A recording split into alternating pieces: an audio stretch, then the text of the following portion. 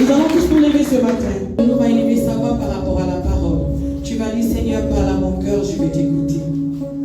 Éternel mon Dieu, tu as quelque chose pour nous ce matin. Ta parole est vérité. Viens, parle à mon cœur. Nous qui sommes là présents, sérieux dans cette salle. Et parle aussi au cœur de mon frère qui me suit, Papa, au travers de ce direct. Nous te soumettons ta parole. Viens, parle à nos cœurs, nous allons t'écouter. Merci pour ta présence. Saint-Esprit vient disposer. Saint-Esprit vient régner à main souverain. Et que la parole du Seigneur soit proclamée avec puissance et efficacité. Que le règne et la gloire te soient rendus, Jésus. Au nom puissant de Jésus-Christ de Nazareth. Amen. Alléluia. Alléluia. Alléluia. Merci les chants, nous pouvons prendre place. Amen. Gloire à Jésus. Et ce matin, le Seigneur veut nous aider à développer un principe. Un principe très important et très nécessaire. Le thème de notre prédication, c'est la foi. La monnaie qui paye tout sur cette terre. La foi. La monnaie qui paye tout sur cette terre. Et durant quelques minutes, le Seigneur va nous aider à comprendre qu'est-ce que la foi. Quelle est la source de la foi. Comment la foi vient. Alléluia. Et nous allons comprendre pourquoi plusieurs parmi nous n'avons pas souvent obtenu des résultats dans nos prières. Le Seigneur va nous aider en quelques minutes et comprendre ces choses. Voilà pourquoi nous allons lire notre verset de base. La Bible déclare dans le livre de Matthieu 17, le verset 20, c'est à cause de votre incrédulité, leur dit Jésus. Je vous le dis en vérité, si vous aviez de la foi comme un grain de sénévé, vous diriez à cette montagne, transporte-toi d'ici là, et elle se transporterait. Rien ne vous serait impossible. Alléluia. Rien ne vous serait impossible. Cette histoire, nous pouvons la lire depuis le verset 14 dans le livre de Matthieu 17. C'est l'histoire d'un homme. Un homme qui était abattu, un homme qui était désespéré. Et cet homme est venu au pied de Jésus. Il s'est mis à genoux devant Jésus pour supplier la grâce de Jésus, pour que Jésus étende sa main sur son fils qui était lunatique.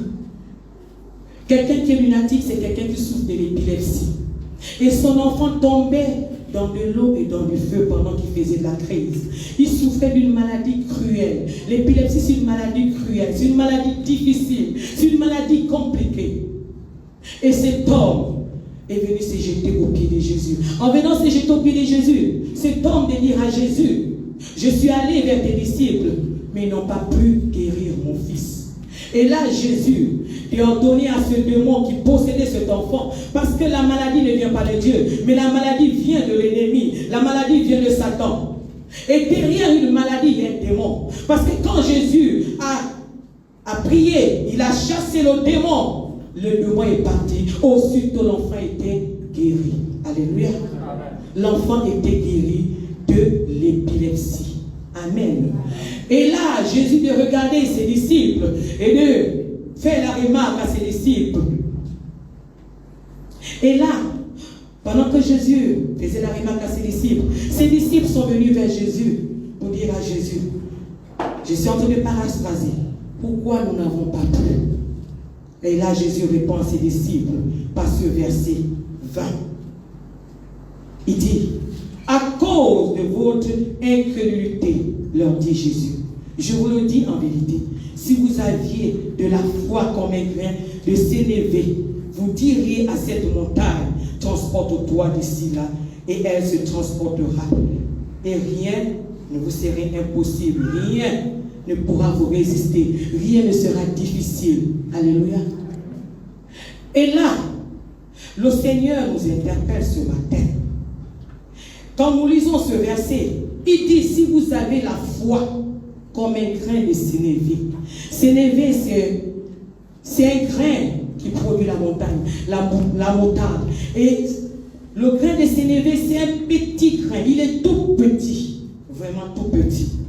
Là, le Seigneur dit dire aux disciples, si vous avez la foi comme ce petit grain, vous pouvez dire à cette montagne déplace-toi d'ici.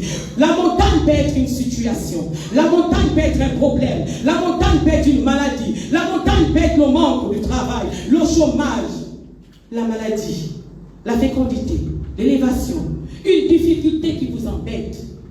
Et vous pouvez dire à cette montagne, déplace-toi d'ici. Elle se déplace, elle quitte. Alléluia.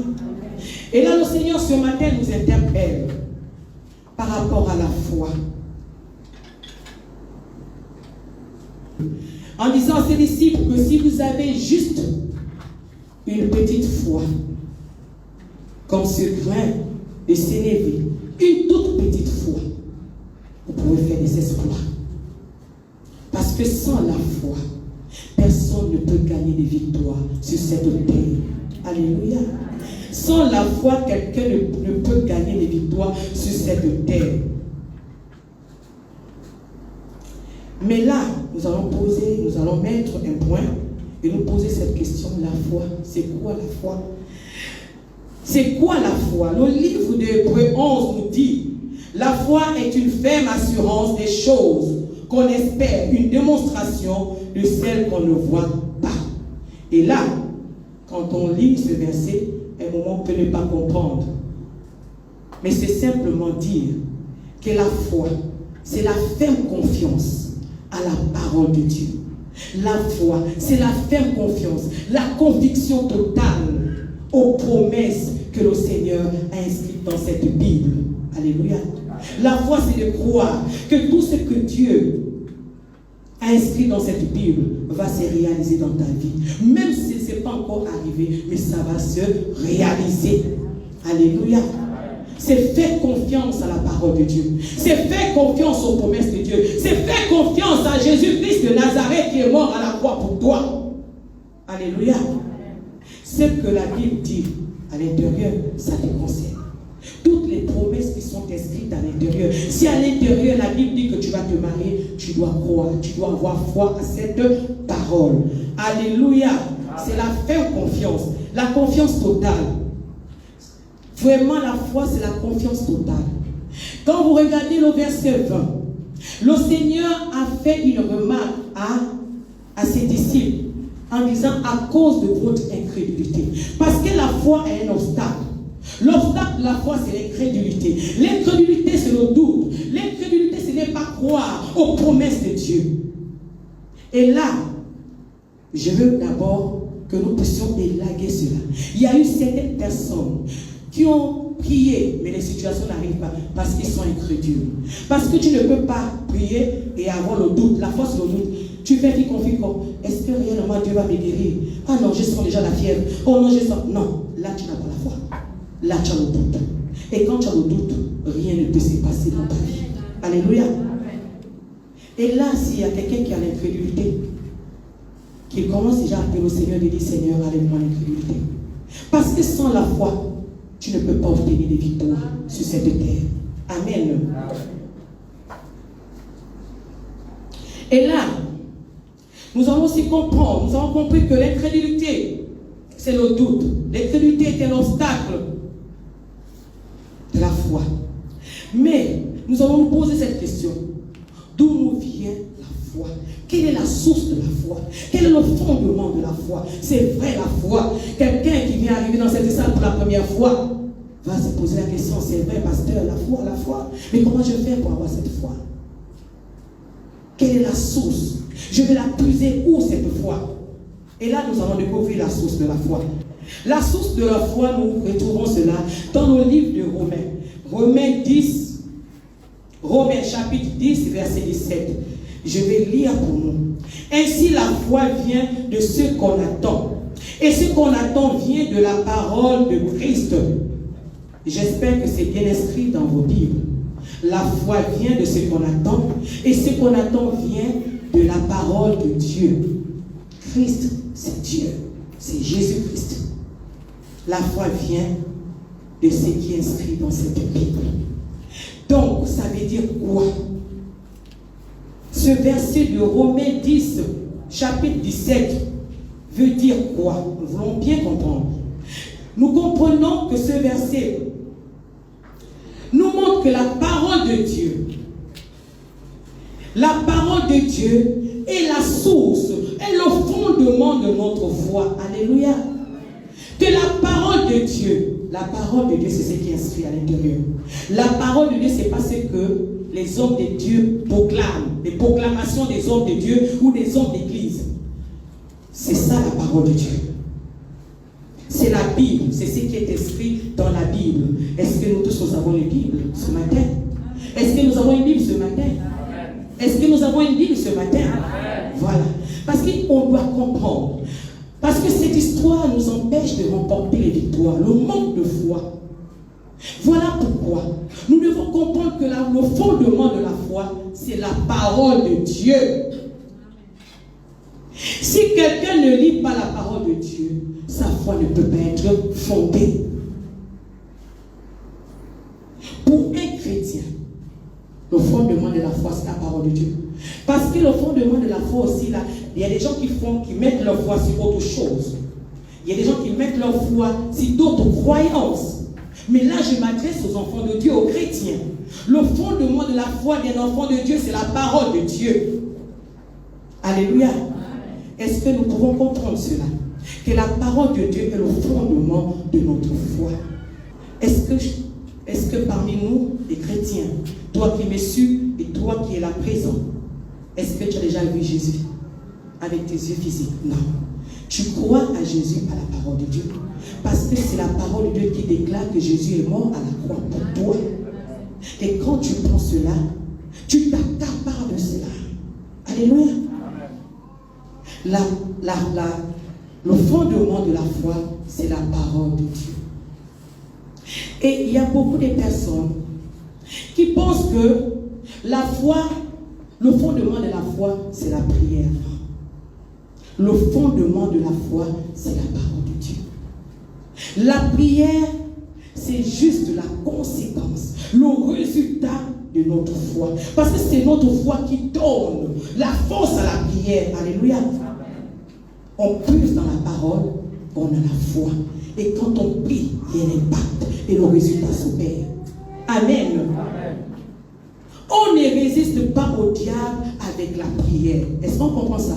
Je veux qu'on écoute ce matin pour que nos vies puissent changer. Il faut dire que ce matin, quand tu sors de cette porte, quelque chose se passe dans ta vie. Les résultats que tu n'arrivais pas à obtenir, tu dois les obtenir. Parce que les promesses qui sont inscrites dans cette Bible, c'est pour toi. C'est pour moi. C'est pour le chrétien. Quelqu'un qui a donné sa vie au Seigneur. Et ça va se réaliser pas au ciel. Au ciel, on a le salut. On a la vie éternelle. Mais ça doit se réaliser ici. Parce qu'on s'est marié où? C'est ici sur la terre. Alléluia. On enfante où? Sur la terre. On travaille où? Sur la terre. On mange où? Sur la terre. Il faut qu'on ait l'argent pour manger, n'est-ce pas? Sur cette terre, nous avons des besoins, n'est-ce pas? Mais les besoins, là, on doit les combler avec quoi? Pour obtenir tout, la monnaie qui paye tout sur cette terre, c'est la foi.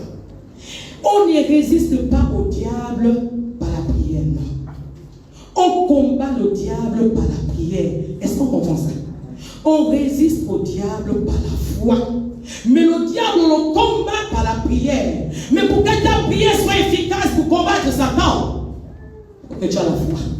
Tu n'as pas la foi, c'est comme c'est Satan qui te terrasse. Est-ce qu'on comprend? Voilà pourquoi beaucoup leurs prières sont des prières qui n'impactent pas, des prières qui ne dérangent pas Satan, des prières qui n'ont pas de vie. Parce que c'est la foi qui donne la vie à ta prière. Alléluia. Et cette foi que tu prends dans la parole de Dieu en la méditant. Parce qu'il faut comprendre qu'on ne prend pas parce que tu ouvres la Bible, tu regardes et que... Non, il faut méditer la parole de Dieu. Il faut que tu médites la parole de Dieu.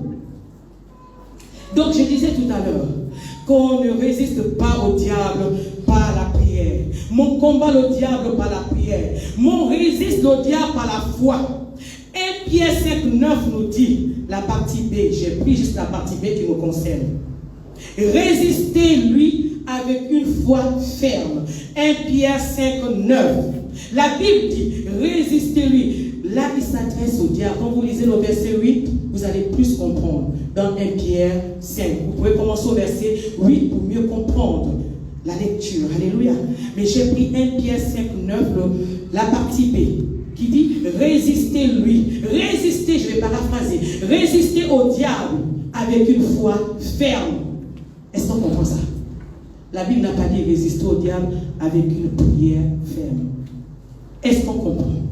Résister au diable avec une foi ferme. Ce qui fait peur au diable, c'est la foi. Parce que nous avons médité, nous avons pris cette parole et nous l'avons mis au fond de notre cœur.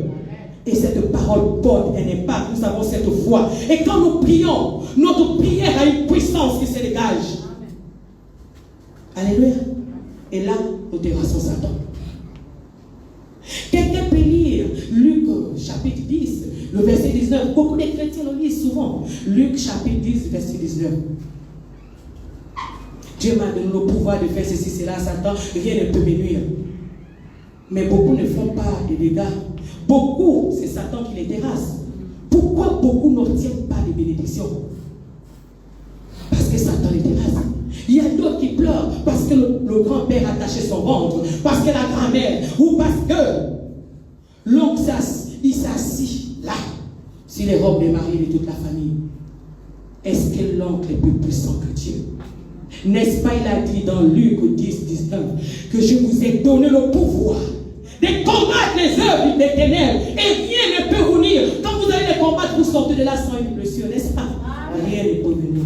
Mais ça, c'est quoi? Tu peux le lire comme ça. Mais si tu ne prends pas cela et tu mets dans ton cœur, tu t'accapares. Parce que la parole de Dieu, pour que tu puisses avoir la foi, tu dois d'abord la lire, la méditer et prendre cette parole, l'accaparer, c'est-à-dire que tu prends comme si tu prenais un manteau. Alléluia. Et là, tu es convaincu de ça. Quand tu lèves ta voix contre Satan, Satan a peur de toi. Quand tu pries, les choses se décantent.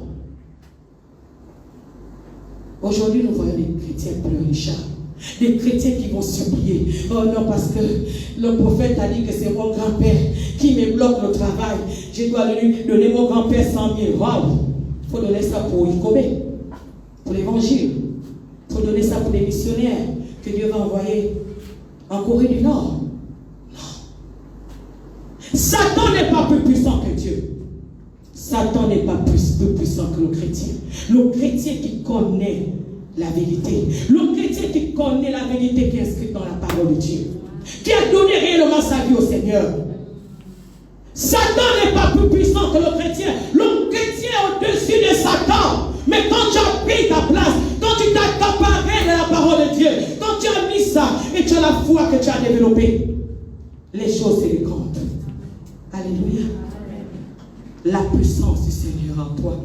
Et quand tu déclares, parce que tu as foi, tu as cette conviction totale que ça s'est réalisé. Ça s'est réalisé.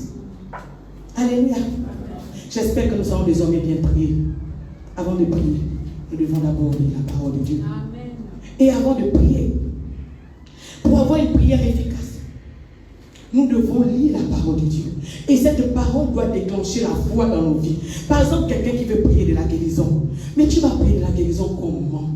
Qu'est-ce qui va déclencher la foi dans ta vie par rapport à la guérison? Tu dois te référer à la Bible. Qu'est-ce que Dieu dit par rapport à la guérison?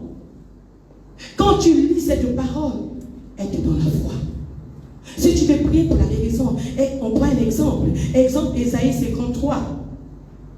53, verset 5, la partie B, il dit, et c'est par ces maîtresses que nous sommes guéris. Ésaïe 53, la partie B. Et c'est par ces maîtresses que nous sommes guéris. Quand tu lis ça, tu dis, c'est par les maîtresses de Jésus. Quand il allait à la croix, son sang coulait pour les guérir. Et tu rappelles cela à Dieu. Tu as la foi. Et tu peux aussi lire. Il y a tellement de versets dans la Bible. Tu peux lire aussi Exode 23, le verset 25, la partie B aussi. La Bible déclare, et j'éloignerai la maladie du milieu de toi. J'éloignerai, c'est le Seigneur qui dit. C'est Dieu qui dit, j'éloignerai la maladie. Donc quand tu es malade, tu dis, Seigneur, tu as dit dans ta parole.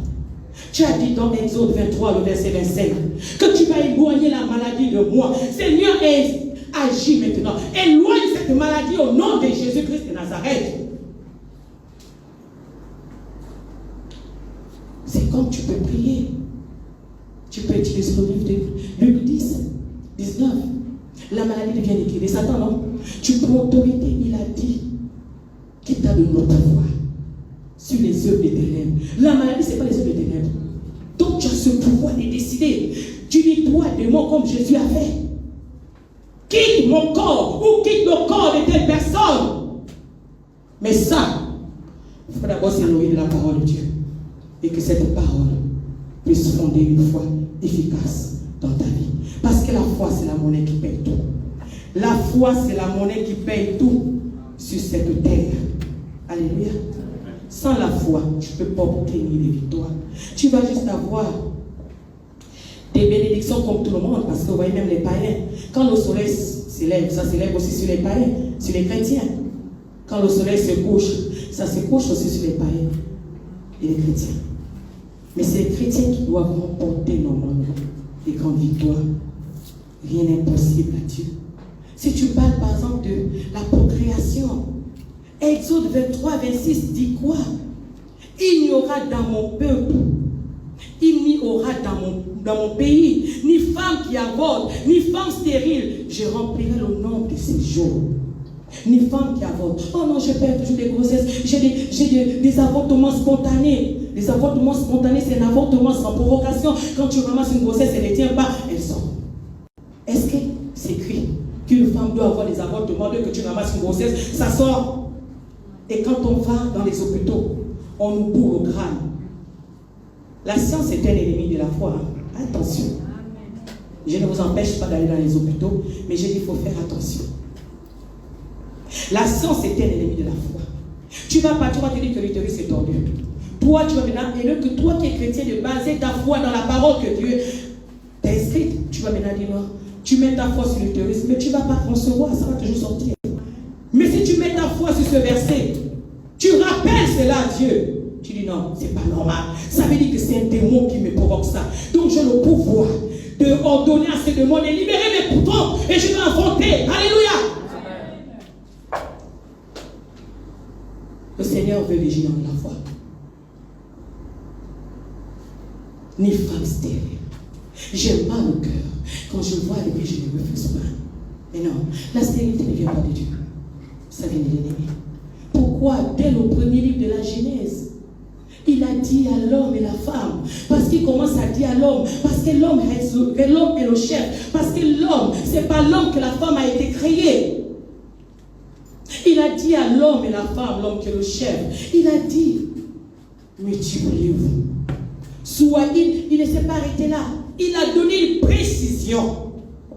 Le premier livre de la Bible, il a donné une précision. Il dit, soyez féconds. Soyez féconds. Donc il a dit quoi? Soyez stériles. Non, c'est bien inscrit. Soyez féconds. Mais quand je vois des personnes accepter que c'est Dieu qui m'a rendu stérile, là, non. Dieu ne t'a pas rendu stérile. Je pense qu'aujourd'hui, tu dois changer ta manière de prier. Tu dois te focaliser dans la Bible, méditer la parole de Dieu et prendre cette parole qui va développer ta foi. Et cette foi qui est la monnaie qui paye tout sur cette terre. Parce qu'avec la foi, tu peux tout payer. Alléluia. Avec la foi, tu peux tout payer. Je ne veux plus voir des chrétiens pleurnichards, des chrétiens qui sont là, en accusant Satan. Satan, mais Satan, parce que tu laisses Satan l'opportunité de te manipuler. Alléluia. Mais aujourd'hui, si tu comprends ce que c'est vérité, ça va nous pousser tous. Pourquoi des hommes d'église, j'appelle des hommes d'église, ces soi-disant prophètes qui sont des faux prophètes, pourquoi ils vous ruent? Vous partez chez eux, dans l'offrande de ceci, dans l'offrande de cela. Beaucoup de dépenses, beaucoup d'argent pour aller rendre ces personnes riches. Non, ce n'est pas normal. Ils sont en train de vous ruiner. On doit dépenser pour l'évangile. On doit dépenser pour que les peuples, les populations qui ne connaissent pas le Seigneur puissent connaître le Seigneur. Alléluia. Dieu n'a pas dit que si on peut pour quelqu'un va donner l'argent, ce n'est pas normal. Mais pourquoi il vous trompe? Parce que vous ne connaissez pas la parole de Dieu. Parce que si je pose quelqu'un la question, même toi qui m'écoutes, que dis-moi le verset où c'est inscrit que Dieu a dit, quand il a envoyé ses disciples, il a dit, je vous ai donné gratuitement. Faites gratuitement. C'est où? Quelqu'un ne connaît même pas. Mais ils prennent certains versets à leur faveur et ils tordent la parole et ils vous ruent. Et après, il n'y a pas de résultat. Mais comment les personnes, pourquoi? Parce qu'on ne se réfère pas à la parole de Dieu. Aujourd'hui, la référence des chrétiens, c'est l'homme de Dieu. C'est l'homme d'église, c'est le prophète, c'est l'apôtre, c'est le pasteur. Non! La référence des chrétiens, c'est la parole de Dieu. C'est la parole de Dieu qui est notre loi, qui est notre constitution. La parole de Dieu, c'est la constitution du chrétien. La parole de Dieu, c'est le mode d'emploi de l'enfant de Dieu. Comment tu dois marcher sur cette terre? Tu dois te référer à la parole de Dieu. Beaucoup sont trompés parce qu'ils ont pris la parole de Dieu. Ils ont mis à côté. Aujourd'hui, on doit reprendre la parole de Dieu. Parce que Jésus n'a pas dit que tu es venu sur cette terre accompagner les autres, assister au mariage tous les jours les autres. Mais non, mais ton mariage, voilà, c'est grand. Aujourd'hui, quand tu sors de là, tu dois décréter, tu dois me lire, tu dois aller dans la parole, prendre les versets qui parlent du mariage et tu commences à augmenter ta foi. Et les jours, les mois qui suivent, on te verra rentrer en robe blanche dans cette salle. Si tu le crois, si tu es malade dans cette salle, tu dois décortiquer les versets qui parlent de la guérison. Sans que l'apôtre ne t'impose les mains. Sans que le pasteur ne t'impose les mains. Tu dois invoquer la guérison. Lui-même vient t'imposer les mains. Par ta foi. Et tu sais guérir. Il n'a pas dit que nous sommes venus souffrir. On peut tomber malade. Et aussitôt, quand on rappelle ces choses, ces promesses à Dieu, il nous guérit. Alléluia. Aujourd'hui, les chrétiens n'arrivent pas à remporter des victoires dans leur vie. Les chrétiens sont plus pleurnichards. Oh, j'ai fait ça, ça ne marche pas. Ma vie, ça ne marche pas. Ma vie tourne en rond. Mais est-ce que tu as examiné ta vie? Ta foi est basée sur quoi? Il y a d'autres qui basent leur foi sur la télévision. Il y a d'autres qui basent leur foi sur les dires de certaines choses. La foi des chrétiens doit être basée dans la parole de Dieu. Alléluia. Amen. La parole de Dieu, c'est comme un enfant. Vous voyez, une femme, quand elle met au monde, elle doit nourrir l'enfant. Elle doit donner du lait à l'enfant. Du lait maternel comme du lait artificiel, mais elle doit nourrir l'enfant. Si on ne nourrit pas cet enfant, l'enfant va grandir. Est-ce qu'il va grandir? Vous venez de mettre au monde un bébé. Vous ne le nourrissez pas. Un jour, 2 jours. Est-ce qu'il va grandir? Non. Mais c'est ça là. Si on ne lit pas la parole de Dieu, on ne va pas grandir. Parce qu'on grandit avec la foi. C'est cette foi qui nous fait grandir. C'est cette foi qui nous amène à faire des espoirs avec le Seigneur. À vivre le surnaturel. Et je vais terminer en disant une chose. Je suis en train d'arriver à la fin. La Bible déclare. La Bible déclare. Dans Hébreux 12, le verset 2. Hébreux 12, le verset 2. J'ai juste pris la partie qui nous concerne. Hébreux 12, le verset 2. Dieu est le consommateur de notre foi. Le consommateur, c'est Dieu. Alléluia. Consommer, c'est manger. Consommer, c'est manger. Pour que nous puissions tous comprendre. Dieu, c'est lui qui consomme notre foi. C'est Dieu qui mange notre foi. Et après manger, il y a quelque chose qui est fait. Hébreux 11, 6 nous dit encore. Dieu est le rémunérateur de notre foi. Alléluia. Si on s'arrêtait que Dieu est le consommateur là, c'est pas bien. Mais il mange, après il paye. Qui d'entre nous peut aller dans un restaurant et manger sans payer? On va lui créer des problèmes, n'est-ce pas? Mais notre Dieu est un Dieu juste. Quand il vient consommer notre foi, il la paye par le miracle. Il la paye en exaucant ta prière, ce que tu as demandé. Mais pour qu'il puisse exaucer, il faut qu'il y ait la foi. Si ta vie n'a pas de foi, il n'y aura rien. Voilà pourquoi le thème de notre prédication. La foi, la monnaie qui paye tout sur cette terre. La foi paye la guérison. La foi paye le miracle. La foi paye la fécondité. La foi paye l'élévation, le travail. La foi paye la protection. Combien de fois les gens te manipulent? Tu dors la nuit, tu es sur le sang. Oh, je suis un ennemi. Non. Quand tu as la foi, quand ta foi est nourrie, pas ça. Satan te toi. Il a peur de toi. Et là, nous pouvons comprendre que si nous n'avons pas la foi, le consommateur ne viendra pas consommer. Et nous ne nous attendons pas qu'il paye. Parce qu'il faut qu'il vienne d'abord consommer et après il va payer. Alléluia. Et là, je vais vous faire un petit témoignage. Je ne vais pas aller très loin. Vous remarquez ce nouveau temple. Nous l'avons réalisé pendant le temps des confinements. Et pendant que le Seigneur nous a donné cette direction, il a dit qu'il faudrait qu'on puisse élargir la tente. Vous voyez avec moi que si la tente n'était pas élargie, vous voyez comment il y a d'autres qui devaient se retrouver dehors, n'est-ce pas? Et ce n'est pas normal. On devait élargir la tente. On a dit, Seigneur, on va élargir la tente. Et là, sur nous, je ne vais pas être long. Mais nous, quand je dis nous, mon mari et moi, qui est l'apôtre, qui est le premier leader du ministère Bethel, qui accouche des églises sources de vie, dont je suis le pasteur principal, on n'avait que 9 millions. Nos propres fonds. Aucun chrétien n'a participé. Aucun chrétien de cette église ou ailleurs n'a participé. On n'avait que 9 millions. Alléluia. On n'avait que 9 millions. Autant convenable, on fera tout le témoignage. Je vais couper juste cette partie pour vous montrer ce qu'il faut faire. Et on n'avait que 9 millions. Et mon mari, qui est l'apôtre, me dit, pasteur, on a 9 millions, qu'est-ce qu'on fait? J'ai dit, on s'engage. Il a dit, on va élargir la tente. Et là, je n'ai pas dit on s'engage pour dire comme ça, qu'on s'engage. Non, il fallait bien que je puise la foi quelque part. Et j'ai lu ce verset, alléluia. Quand je lis AG 2.8, la Bible déclare, AG 2.8, l'or, l'argent, je vais lire AG 2.8, l'argent est à moi, l'or est à moi, dit l'Éternel des armées.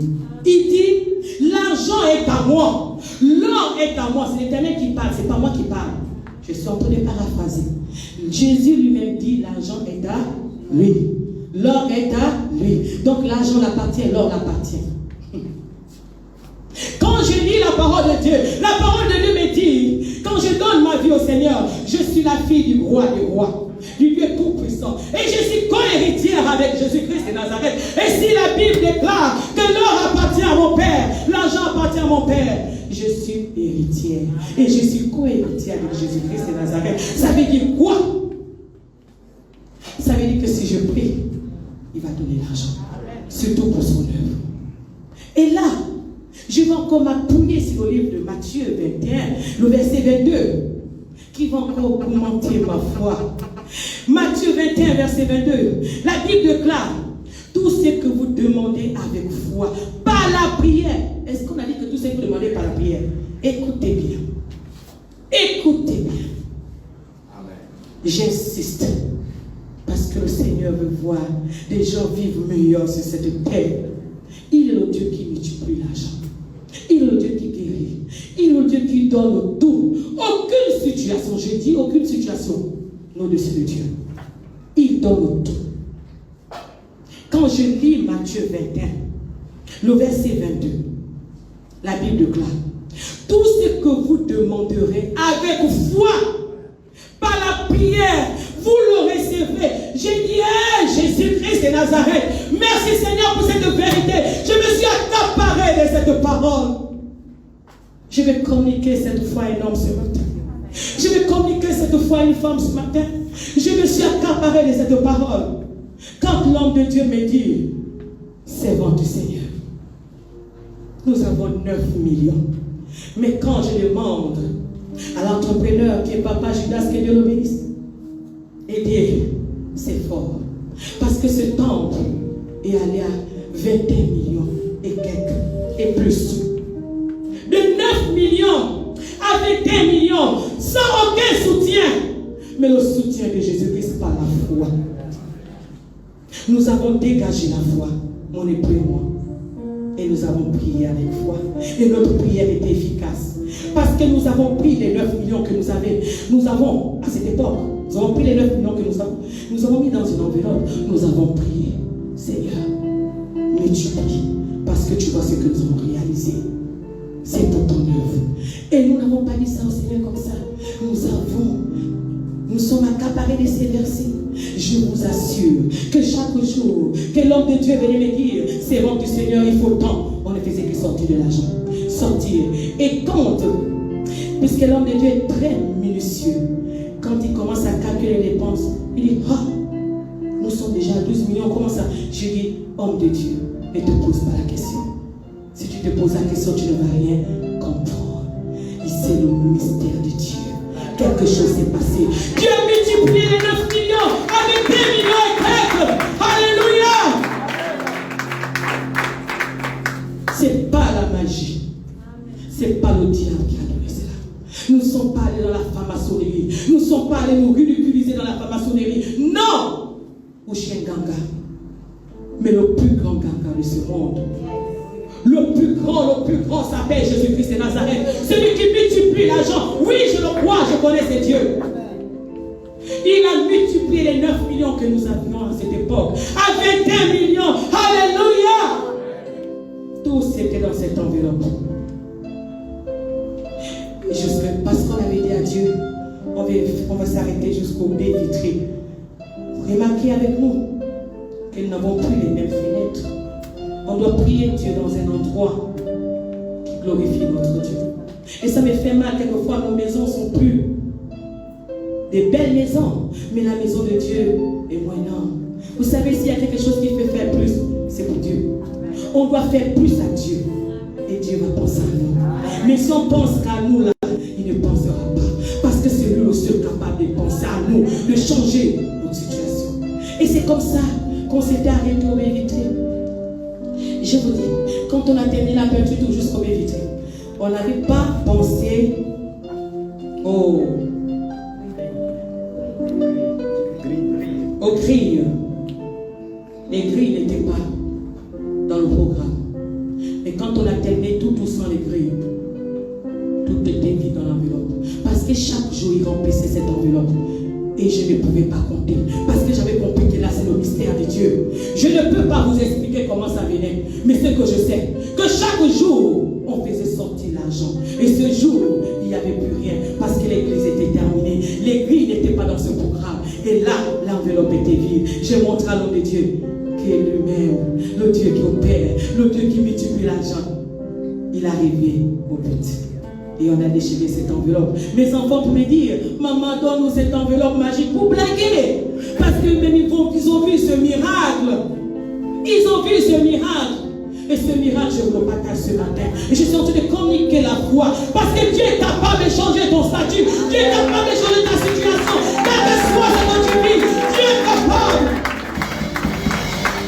Il n'a pas dit que tu vieillis si ça t'était pour accompagner les autres. Non. Non, non femme, non homme. Révolte-toi ce matin. Tu as tout. Tu as les armes avec toi. Tu as les armes avec toi. Ce matin, et Seigneur, donne-moi cette foi qui est la monnaie qui paye tout sur cette terre. Nous allons couper notre tête. Chacun pour sa part. Chacun pour sa part. Nous allons couper notre tête. Toi qui me suis en direct, tu vas prier avec moi. Le Seigneur t'a interpellé par rapport à la foi. Le Seigneur t'a montré le cheminement pour obtenir cette foi. Tu vas prier avec moi. Et je vais demander à l'homme de Dieu de venir élever sa voix à la porte Rigobert. Merci Seigneur. J'aime ce Dieu. Ce témoignage de fin et prédication est un témoignage qui m'a bousculé. J'ai eu deux grands témoignages financiers, mais celui-là était extraordinaire. Seigneur, merci.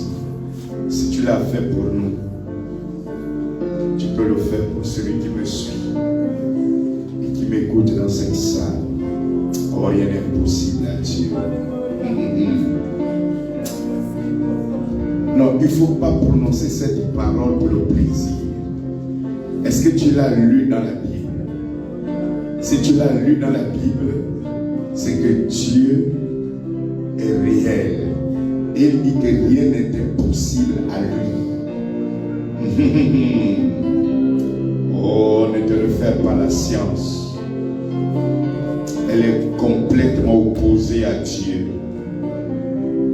Oh, ne te refais pas aux réalités de ce monde. Crois à la vérité biblique. Le Seigneur va déclencher quelque chose en toi ce matin. Tu n'as pas besoin de recevoir la main d'un humain sur ta tête. Oh, tu n'as pas besoin, mon frère, ma soeur. Toi qui me regardes par Internet, cher internaute, tu n'as pas besoin de te faire ruiner par un bishop, un apôtre, un prophète. Crois à la parole de Dieu maintenant. La gloire de Dieu descend sur toi maintenant. Pendant que je suis en train de prier, il y a des gens qui reçoivent des guérisons miraculeuses. Que ce soit dans cette salle en présentiel, que ce soit ceux qui nous suivent en direct. Maintenant, tu reçois ta guérison. On ne peut pas parler de la foi sans miracle derrière. Je parle à quelqu'un maintenant dans cette salle. Je parle à quelqu'un qui me suit en direct. Est-ce que tu vois ce qui se passe dans ton corps maintenant, dans ta vie? Reçois! Yes.